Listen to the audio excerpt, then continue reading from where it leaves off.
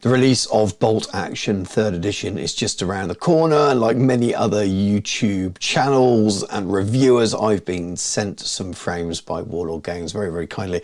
And painting white is hard, so I thought we'd have a go at painting some Fallschirmjäger.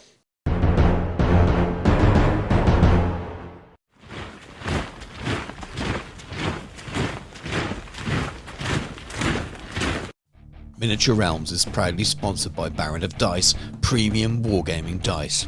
Over 500 styles, over 4,000 customer reviews. Welcome to the best dice on the planet.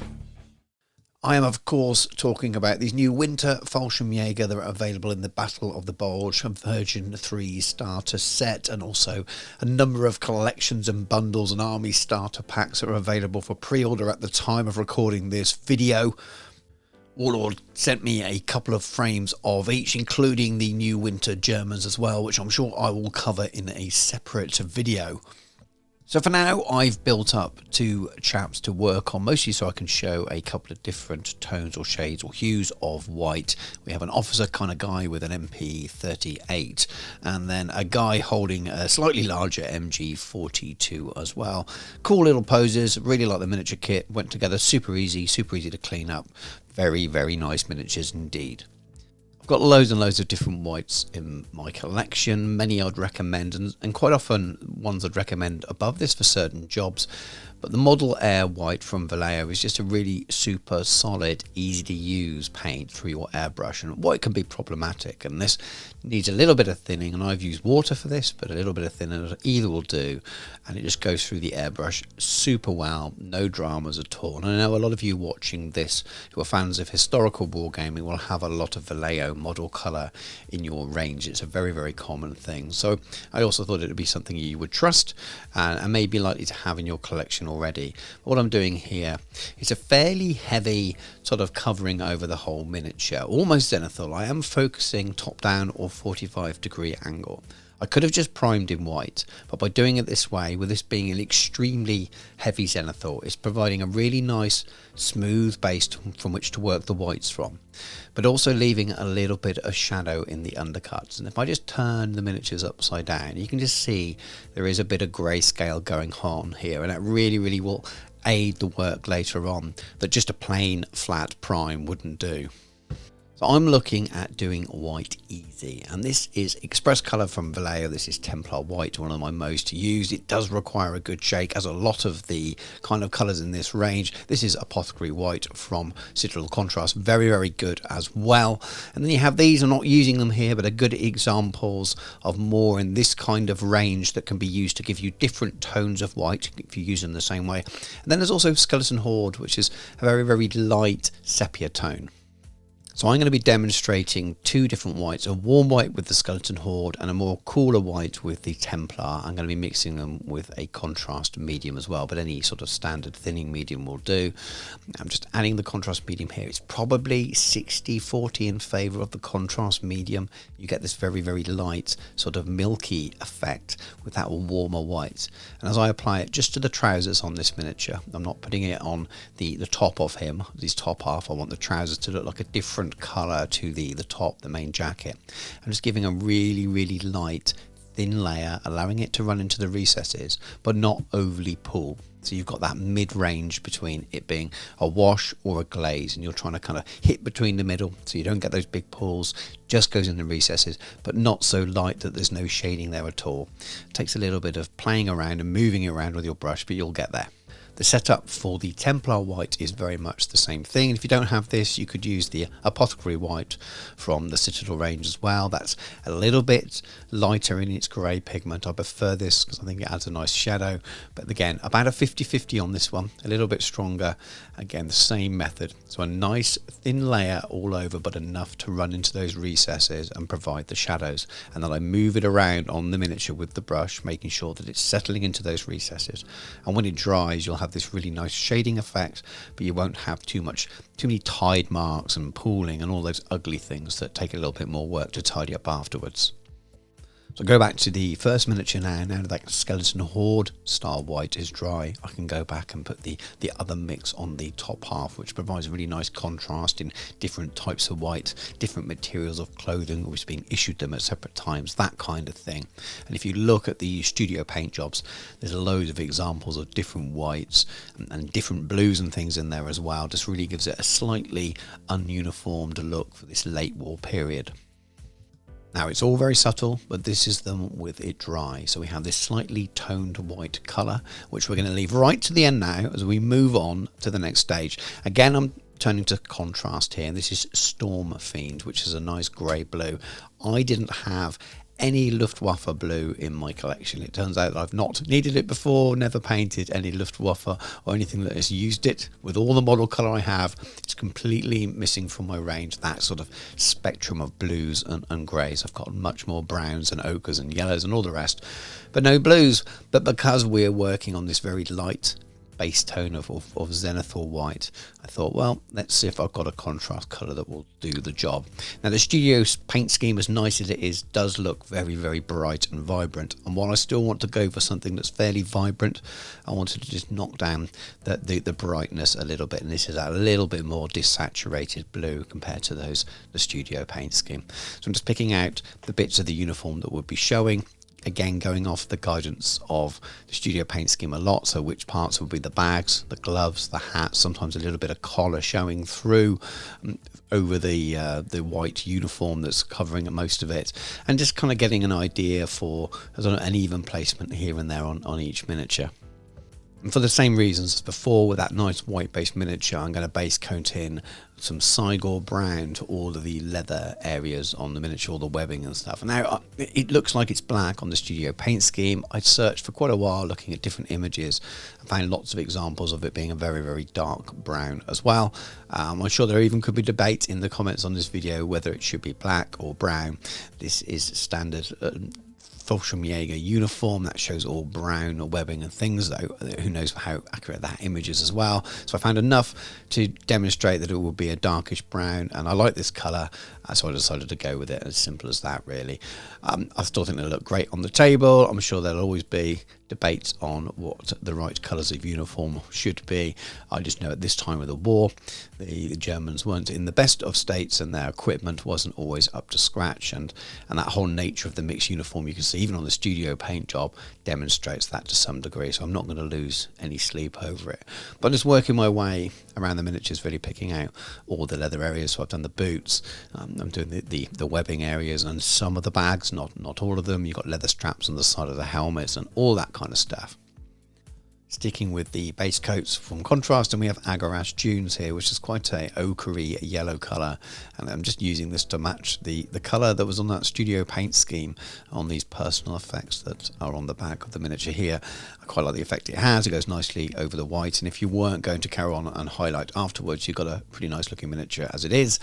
Now on to some contrast Black Legion, which is a nice kind of darkish black colour, and I'm just painting in the weapons with this as well. So we want a nice blued steel look on the weapons rather than a shiny metallic one, or at least that's what I'm going for here. So pretty much a go-to skin recipe for at the moment over a Zenithal Prime. We have Dwarf Skin, we have Gloomy Violet and Deep Purple, all from the Express colour range. We start with the Dwarf Skin first. It is very, very thin and light, this.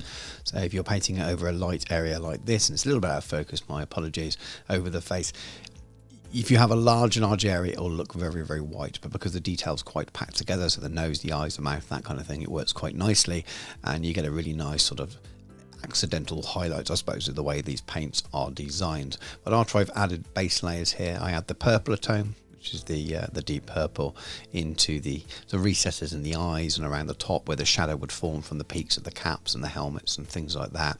And then I use the other colour, the gloomy violet, and put that around the mouth and the nose, and it kind of looks a little bit like a redder area, maybe where the cold's got to the face, and I made it a little bit red around the nose and things as well. And just add some multiple tones. You're just glazing these in, add a little bit of water on that last stage, and we will come back and do a quick highlight later on. And finding a highlight from that Storm Fiend Grey wasn't the easiest actually, but I'm using this Cursed Blue from the Tooth and Coats range, and it's the only highlight I'm doing. I don't want to push it to the point where it's looking too bright. So really just going across the knuckles and the top parts of the fingers and things where the light would hit here on the gloves. And as we go to the bags and things around the back here, just again picking out those lines where the lights are hitting, just following the detail really. The contrast style paints really help you with that because it forms in the recesses, which is already naturally a little bit darker. So you're just reinforcing those lighter areas a lot of the time just to make it pop a little bit more, tidy it up a little bit more. And it looks like you've painted the miniature traditionally when you add highlights like this. Very much a case now, just working my way around both miniatures, just adding those highlights in, trying to be a little bit less is more here rather than being too thick and heavy handed, and just a subtle highlight or a hint at a highlight, and it seems to do a lot of the heavy lifting. So for model colour from Vallejo, this is German Camo Orange Ochre, and this again is just a single coat highlight and over the Agarash Dune stage on these personal effects at the back here. I don't know if that's a gas mask case or binoculars case or something, I'm not sure, not super up with German equipment, but again, just reinforcing the highlights already there, and we're spot on. So now we have a little bit of a mix here. We've got a whole red, saddle brown and pale brown, all from the model colour range. And they're really, really nice little triad here to work over the cycle brown from the Citadel contrast range. I use it a lot. I've got all three on my palette. To the level that I pushed the highlights, I wasn't sure when I put them on the palette at the time. I'm focusing on just the whole red first, which looks quite reddish when you first put it on.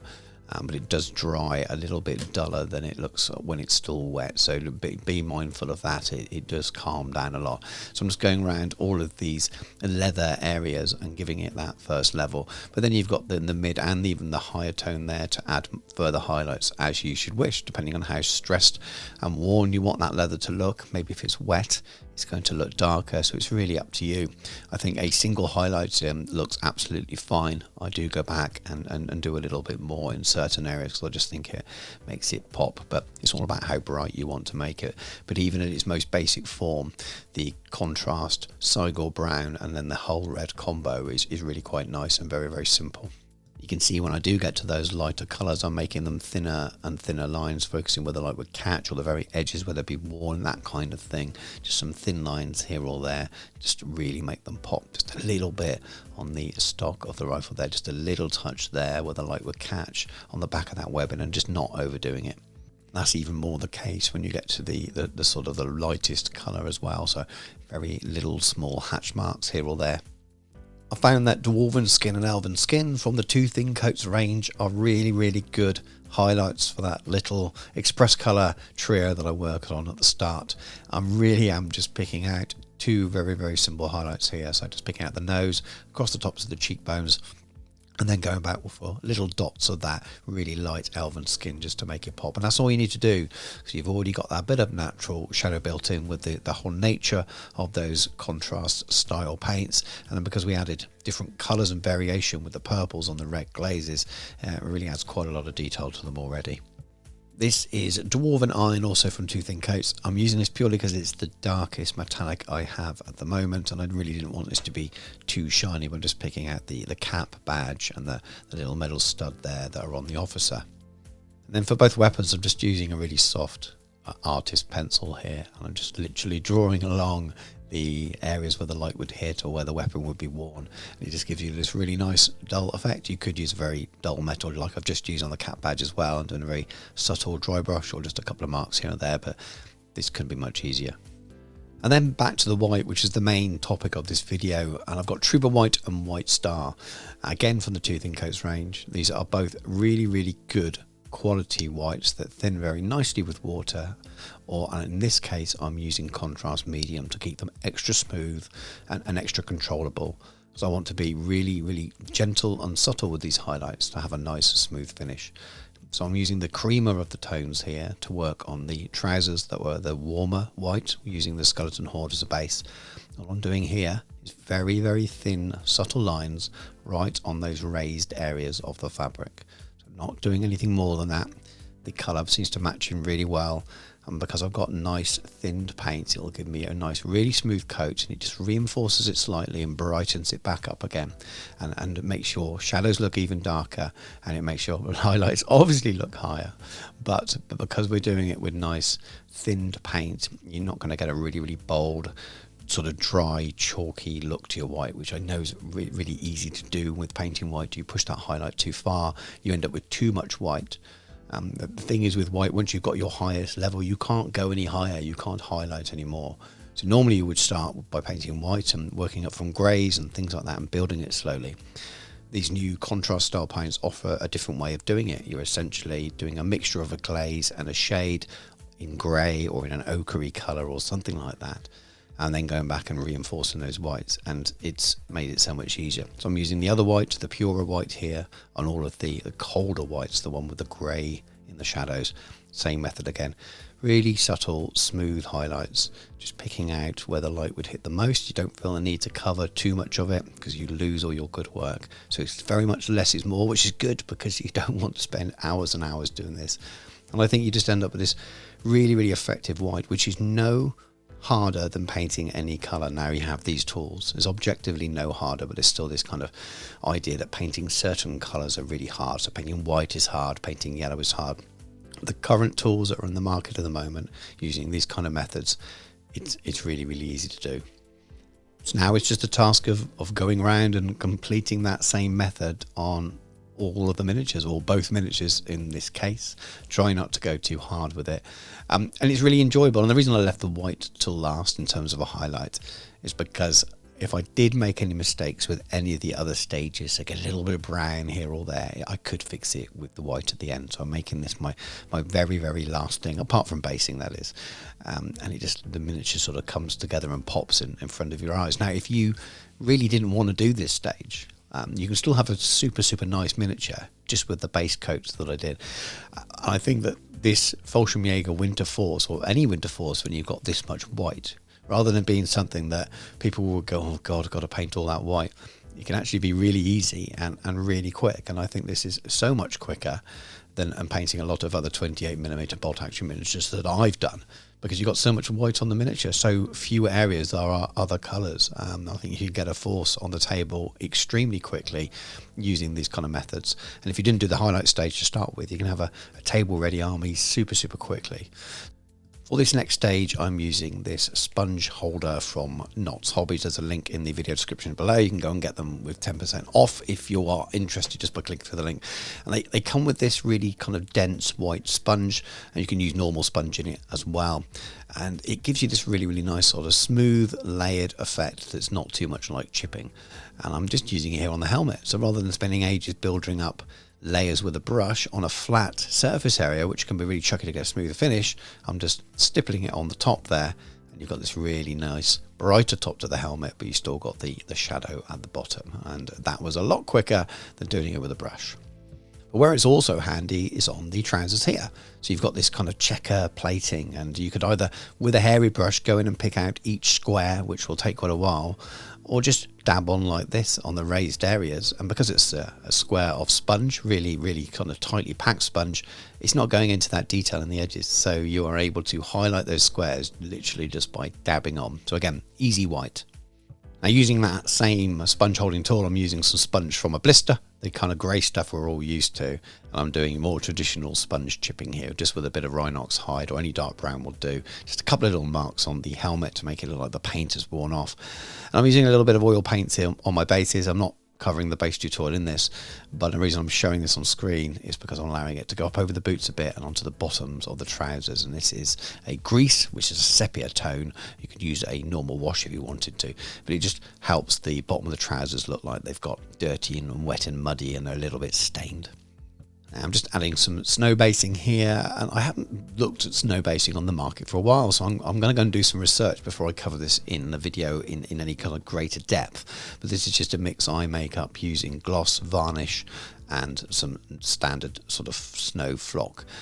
It's a little bit squelchy, but once it goes on, it tends to dry quite well. It will yellow over the years. You can always go over a little bit of white paint afterwards. But I know there's lots of new products since I started using this method, and while this looks cool, I want to go and explore those and maybe cover those in a future tutorial. But those were really, really fun. Lots of fun doing it, and I think they look pretty cool. And it was just so easy doing that white to get such a good effect. And I'm looking forward to maybe getting the rest painted so they're a playable force at some point. I hope you've been enjoying the video, and just before I show you the final finished pictures of those Fallschirmjäger, if you've enjoyed the video, please do give it a like. It really, really helps. Drop a comment below. Not only does that also help the algorithm and all the things that us YouTubers play to, I actually really like to hear what you think, and let me know how you go about painting your old Fallschirmjäger, what your plans are, etc. for Bolt Action version 3. Are you looking forward to the changes? Are you looking forward to the new game? Are you coming into the game new because of it? It'd be really, really interesting to see. As a bit of a player around the periphery that's only played a handful of games and really not got into the difference between each edition, for me it's not a big change, but I know for some of you it will be, so I'll be really interested. But if you'd like to support the channel even further, I have a Patreon. There's details in the video description below, but also if you're ordering directly from Warlord Games, so maybe you want to order the new Bolt Action starter set, any of the miniatures you've seen today, there is an affiliate link as well in that same description of the video. You just click on that, takes you through. It doesn't cost you any more than it would do buying directly, but it lets them know that you've come via this video. But anyway, back to the pictures. Now, I am really tempted now to do a small winter force. I enjoy the look of them, always have done on the table. And it'll be fun to explore it a little bit further, at least painting winter tanks, which I haven't done for a long time. But these inventory have shown me that if there's predominantly white on the miniature, there's some methods out there that can make a really, really striking looking army in a relatively short period of time, which is definitely benefits someone with many projects like I have. As already mentioned, please let me know what you think. What are your plans for Bolt Action 3rd edition, if you're going to play it, that is. And I have got a copy of the rulebook, a PDF copy of the rulebook supplied by Warlord Games. I've had a quick flick through. I've decided not to do commentary on the rules. There are plenty of channels out there and social media and players of the game that will give you really, really good in-depth coverage and comment on that, and I wouldn't really add anything to that. But I am thinking about getting a very small force together for myself and my son, and seeing how easy it is to teach from a perspective of a parent teaching a soon-to-be 10-year-old, and that might make a nice video and some nice content. So if that's something that interests you, also let me know in the comments below. But aside from that, thank you very much for watching. Take care, and I'll catch you soon.